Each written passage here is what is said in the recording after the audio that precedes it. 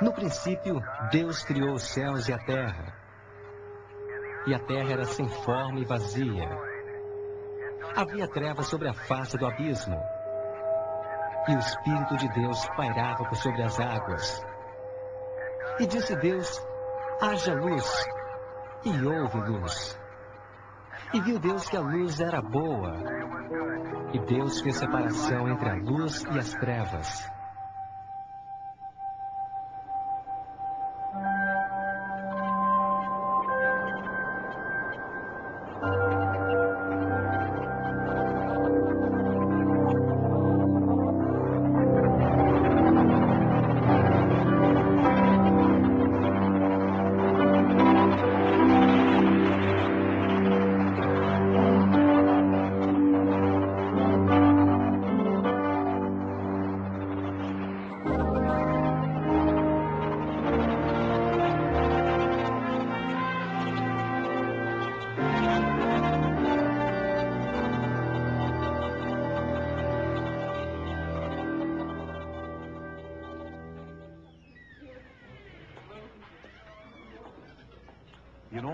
Em quase todos os sistemas educacionais do mundo, os jovens são ensinados a respeito do grande mistério, como apareceu o mundo. Em quase todo lugar, a história é a mesma. O professor diz: lentamente, durante milhões e milhões de anos, tudo aconteceu, por acaso. A evolução fez isso. Enormes períodos de tempo, e o acaso fez as coisas acontecerem. Alguns professores, porém, ensinam uma história diferente. Eles ainda consideram a criação como algo feito por uma inteligência extraterrena, a qual chamam de Deus, uma possibilidade científica. Nesses programas, você conhecerá um britânico brilhante, o professor Arthur Wilder Smith, um dos poucos cientistas do mundo que já recebeu 3 doutorados. Ele já publicou mais de 60 livros e artigos científicos, não só na área do debate criação versus evolução, mas também na sua área da ciência, que é a bioquímica. O professor Wilder Smith vive na Suíça há muitos anos e é uma das autoridades mais respeitadas na Europa na controvérsia sobre criação e evolução. Vamos dar uma olhada no mundo ao nosso redor. Vamos para a Suíça com o professor Wilder Smith e outros cientistas altamente qualificados e vamos examinar as evidências, os fatos da natureza. Bem, há 2 modelos principais que são usados para explicar a origem do cosmos, do sistema solar, da biologia e dos elementos até chegar ao homem.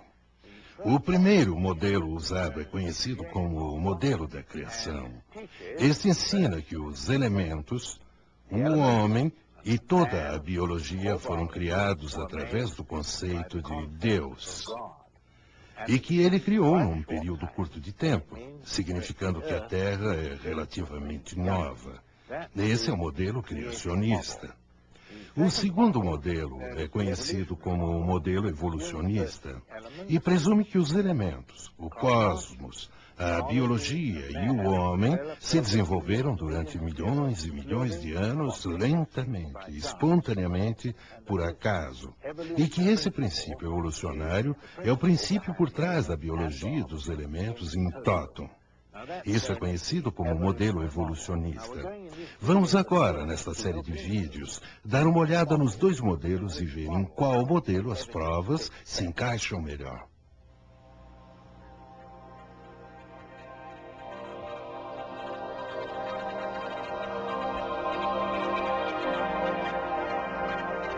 Mas antes de mergulharmos mais a fundo nas informações científicas relacionadas com o nosso tópico, devemos verificar o que nossos ancestrais pensavam de como se iniciaram todas as coisas. Bem cedo na história da humanidade, os homens devem ter ficado bastante impressionados com o Sol, a Lua e as estrelas. O professor Wilder Smith diz: o homem é fundamentalmente religioso e, se tiver a chance de ancorar sua fé em algo, é isso que ele faz. Nos dias antigos, os homens, olhando para as estrelas e a lua, e provavelmente não as entendendo, chegaram à conclusão de que elas eram formas de deuses. Enquanto que na Mesopotâmia a lua e as estrelas tornaram-se objetos de adoração, no Egito o sol era dominante e adorado como um deus. Para os egípcios, o sol era o rei dos deuses e imperador do mundo. Eles acreditavam que o sol, dia após dia, vencia o caos das trevas para raiar sobre aquele oceano primitivo triunfantemente, conduzindo seu barco solar pelos céus até desaparecer, iluminando o submundo durante a noite. Um conhecido hino ancestral ao deus egípcio do sol, Atom, é guardado no Museu Egípcio do Cairo. Ele fala a respeito do sol como fonte de toda a vida. Tu, ó sol vivente, que dás início à vida, tu és radiante, magnífico, brilhante e alto acima das terras. Tu que causas o fruto na mulher, que criaste a semente no homem e que deste vida à criança no útero de sua mãe. É bem diferente a história contada na Bíblia, o livro de um outro povo antigo do Oriente Médio, o povo de Israel. A Bíblia diz que só há um Deus, Criador do céu e da terra, e portanto Criador também do sol. Deus é a fonte de luz e vida, e o sol, a lua e as estrelas são somente portadores de luz, indicadores do tempo e das estações. A descrição bíblica é completamente diferente de todas as histórias da origem do mundo e, como muitos cientistas hoje acreditam, historicamente ela é de completa confiança. É um relato sóbrio de como esse maravilhoso mundo apareceu. O Velho Testamento compara o número de estrelas aos grãos de areia nas praias. O surpreendente é que essas palavras foram escritas quando os antigos astrônomos achavam saber exatamente quantas estrelas existiam. Só alguns milhares. Era tudo o que podiam ver a olho nu. Como poderiam saber esses escritores bíblicos, mesmo milhares de anos antes de Galileu apontar seu telescópio astronômico para o céu em 1609, que as estrelas são literalmente incontáveis? Galileu ficou pasmo pelo que viu. Nenhum homem poderia começar a estimar com precisão o número das estrelas do universo. No entanto, milhares de anos antes, a Bíblia indicava que o universo era literalmente vasto demais para ser compreendido pela mente humana.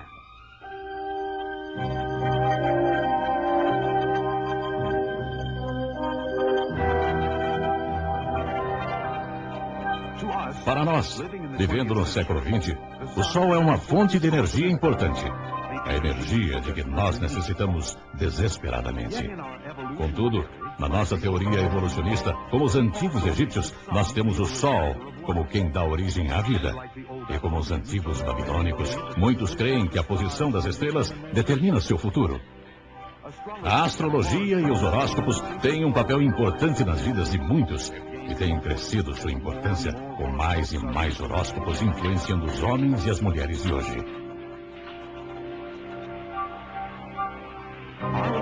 Então, será que nós somos mais avançados, mais sofisticados do que as antigas civilizações?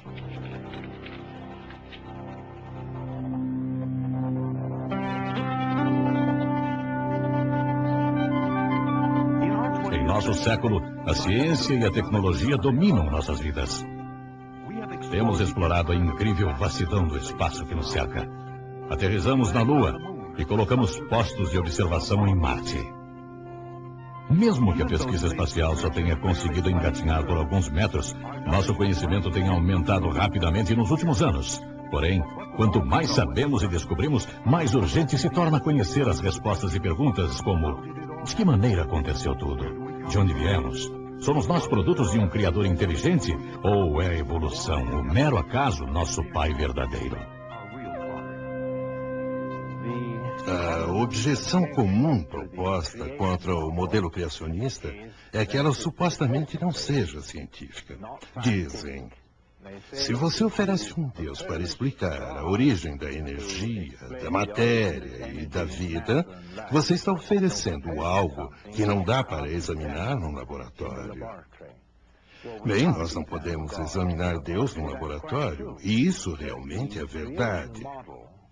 Mas mesmo que não possamos examinar Deus, o modelo criacionista pode ser examinado em laboratório e tem se provado correto, porque se o homem fizer o papel de um criador, ele pode, ou provavelmente, irá criar algumas formas de vida simples no decorrer dos próximos anos, possivelmente.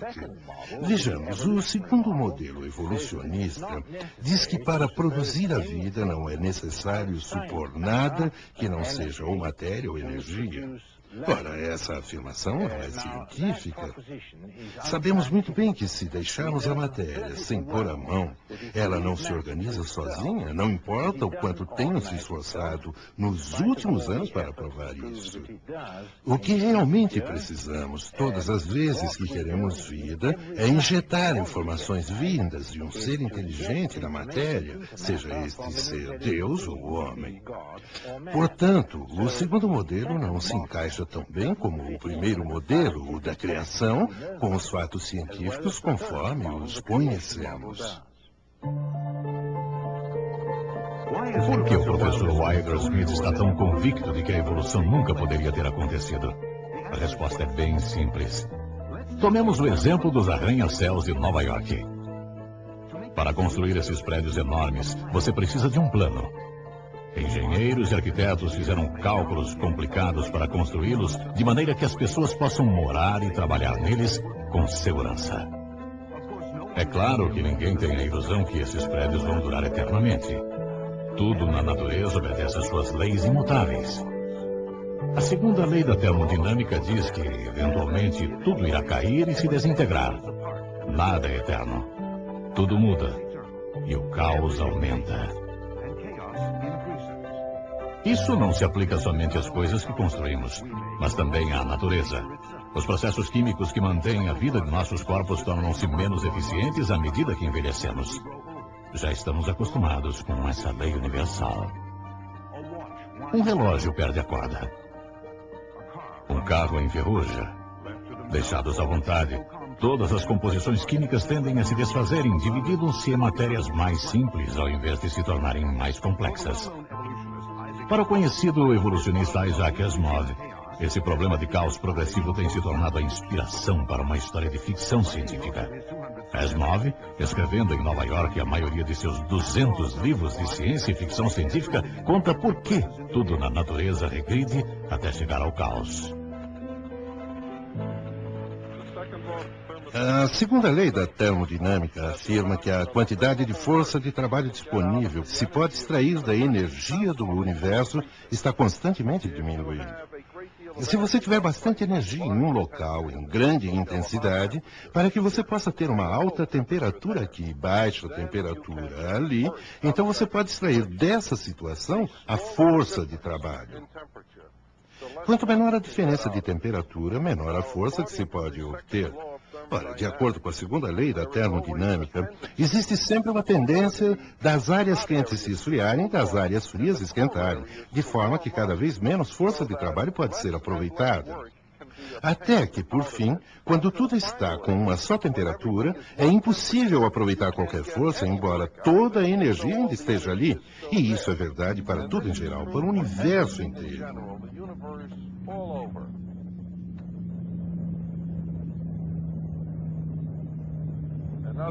Em outras palavras, a água corre para baixo e não para cima. A água procura seu nível, não se separa. As coisas se tornam desordenadas. Existe o termo entropia, que melhor se define com certas expressões matemáticas. E é assim que os físicos teóricos o definem. Mas se esquecermos a matemática, a entropia é uma medida do nível da desordem do universo. Quanto maior a desordem, tanto maior a entropia. Ela é uma medida das coisas procurando seu nível em todo o universo. Quanto mais as coisas do universo vão se equilibrando, tanto maior a entropia. Eventualmente, no decorrer do tempo, se o universo durar até lá, parece mesmo que a entropia alcança seu máximo. Tudo se equilibra, tudo fica completamente desordenado e depois disso não pode existir mudança, nem trabalho nenhum, nada. É um tipo de morte.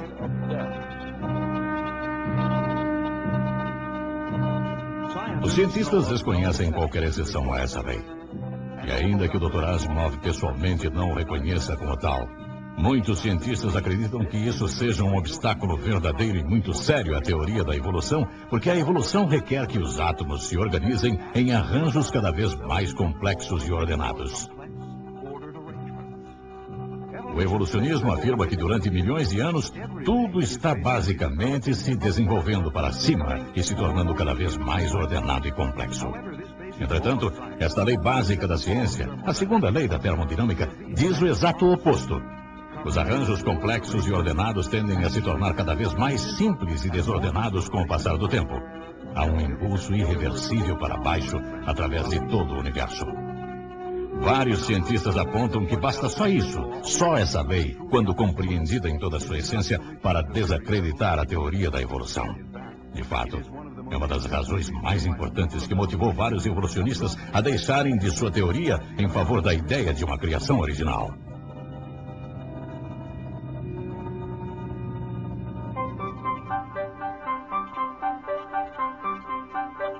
Para explicar somente a origem do nosso sistema solar, pelo menos 23 diferentes teorias existem.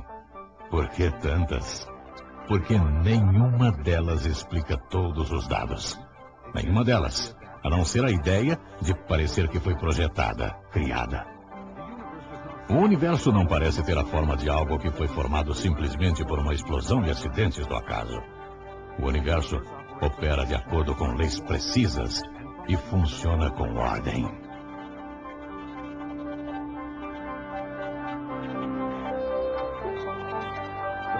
Quanto mais nós o exploramos, mais encontramos ordem nos movimentos e sistemas. Será que tudo isso aconteceu por acaso?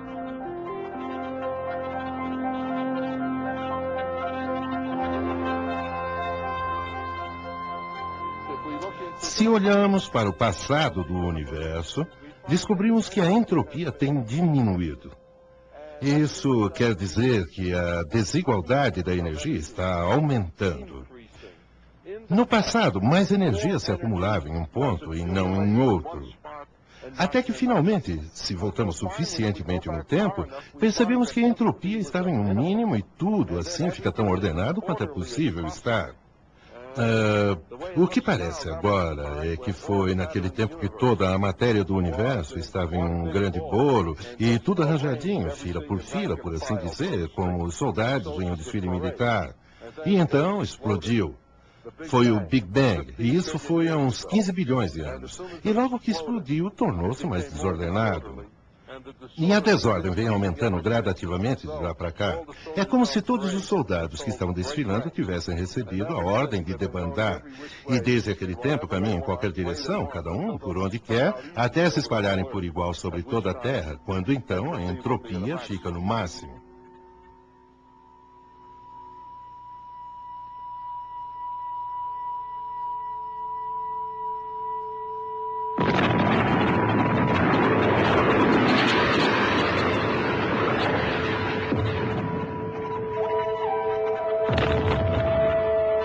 Será que um Big Bang consegue ser a explicação verdadeira de um universo tão complicado e altamente organizado como esse que conhecemos?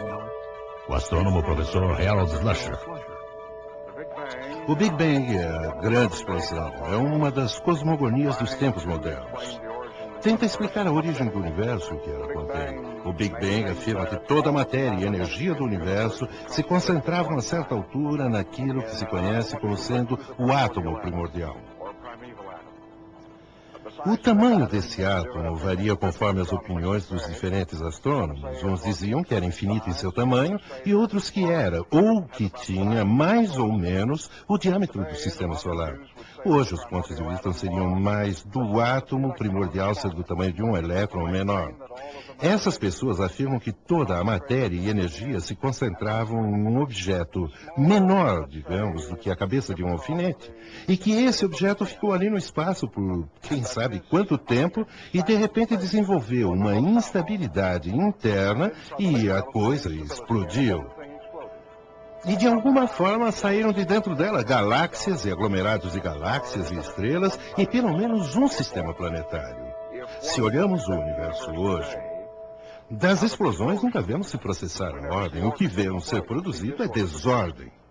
Então é bem natural perguntar: quais as provas para essa ideia da explosão ser responsável pela ordem? Uma ideia tão diferente de qualquer coisa que podemos ver hoje, uma coisa que não parece seguir um modelo lógico normal de nada que tenhamos hoje. Ora, as evidências apontadas são o que chamamos de expansão do universo. Quando olhamos a luz que vem das galáxias, essa luz parece que está se mudando para o lado vermelho. Dizendo que está mudando para o lado vermelho, eu quero dizer que se um objeto está se distanciando de nós, de quem o observa, parece que aquelas ondas de luz ficam esticadas, e à medida que se esticam, a luz vai mudando para o lado longo do espectro e a luz parece ser vermelha. Acredita-se ser isso um efeito causado pelo movimento de um objeto para mais longe do observador. Por falar nisso, se um objeto, uma estrela ou uma galáxia estivesse se aproximando de quem o observa, a luz mudaria para o lado azul do espectro, mas quando a pessoa olha para as galáxias, a luz parece passar para o lado vermelho em praticamente todas as galáxias. E pode ir lembrando que algumas das galáxias têm mudanças para o azul. Ninguém jamais explicou por que com base no universo em expansão, mas a maioria das galáxias tem mudanças para o vermelho. Isso é tomado como prova de um universo em expansão. Existe uma variedade de outras explicações científicas reconhecidas como possíveis para o fato da mudança para vermelho que não exigem falar em explosão nem expansão do universo. Por exemplo, como Einstein previu, a luz pode ficar avermelhada por causa da gravidade, aquela força de atração entre toda a matéria do universo. Além disso, há muitas razões para pôr em dúvida seriamente o universo ter sido formado com uma grande explosão. Aqui na Terra, em toda a nossa experiência, nunca observamos explosões que produzissem arranjos ordenados. Estou certo que você consideraria o caso absolutamente incrível, fantástico e fictício se eu lhe dissesse que tinha visto uma dessas montanhas explodir e que da explosão eu tinha visto as rochas e o pó e os gases se baixarem para formar uma cidade, digamos uma cidade de pedra, na qual você teria bem mais ordem e complexidade e informações do que existiram naquela montanha de pedra. Parece-me praticamente impossível obter-se o universo real que vemos aí à nossa volta, não uma coisa imaginária, mas um universo visível, bem complexo, cheio de informações, a partir de uma grande explosão, um Big Bang. Só me parece possível obtermos um universo complexo que tem informações quando a matéria e a energia são criadas, visto que não vai surgir espontaneamente do nada, mas ser criado e depois a ordem ser colocada em seu sistema e a complexidade ser colocada no sistema e nas informações a partir de fora.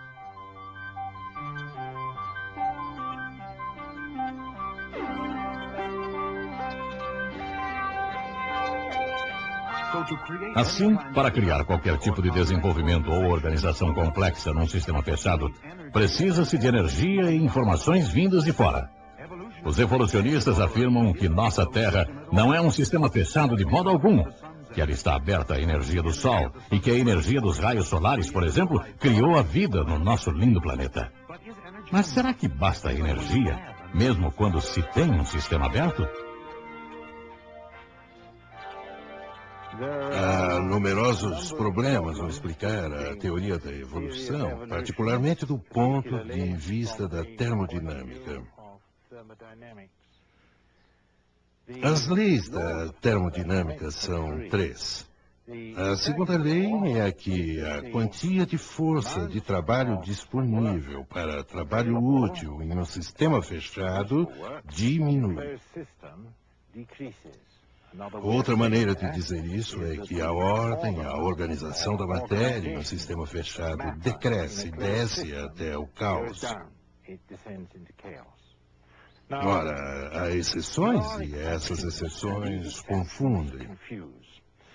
Se pegamos como exemplo uma coisa morta, digamos um pau que antes estava crescendo e usando a energia do Sol para aumentar a sua ordenação, mas agora está morta. Se exponho esse pau à luz do Sol no sistema aberto, esse pau esquenta. Para dizer a verdade, está bem quente agora, porque o Sol está forte. Isso significa que sua organização está diminuindo, sua entropia está crescendo. Isso num sistema aberto. Por que sua organização não aumenta? Deveria, de acordo com os postulados do evolucionismo. Se eu pego, por outro lado, não um pau morto, mas uma coisa que está viva, como esta orquídea bonitinha aqui, essa orquídea malhada, esta orquídea está absorvendo a energia do Sol do mesmo modo que o pau está absorvendo a energia do Sol. Mas a energia que cai nela, do Sol, pelas reações, está sendo usada para aumentar a ordem e crescer. A clorofila faz isso.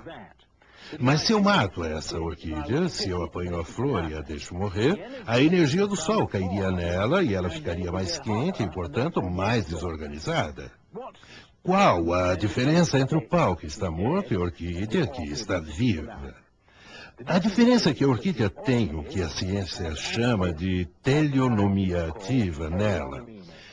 É uma máquina que está capturando a energia para aumentar a organização. Esta máquina está morta e não está capturando energia para reduzir a desordem e aumentar a ordem. Aí está a diferença. De onde vem a teleonomia? A teleonomia, o princípio da ordenação, não reside na própria matéria, mas reside na vida. Onde há vida, há a teleonomia, e então a energia solar pode ser recebida e fazer a coisa crescer. Isto é, aumenta sua organização. Eu, como cientista, devo, portanto, postular uma fonte de informações para suprir a teleonomia ou o know-how. Eu não encontro isso no universo. E presumo, portanto, que seja transcendente a esse universo. E eu mesmo creio em um Deus vivo que fez isso. Creio que este Deus que supriu essas informações revelou-se em forma de homem para que o homem pudesse entender. Somos feitos para compreender, somos Homo sapiens. E se Deus nos fez para entender, eu quero entender e eu quero entender Deus. Mas só posso fazer isso se Ele desce a minha frequência de onda, que é a frequência humana. E então eu creio que Deus se revelou na forma de Cristo e que nós podemos servir e conhecê-lo em nossos corações como fonte do Logos, de toda a informação necessária à feitura do universo e da própria vida.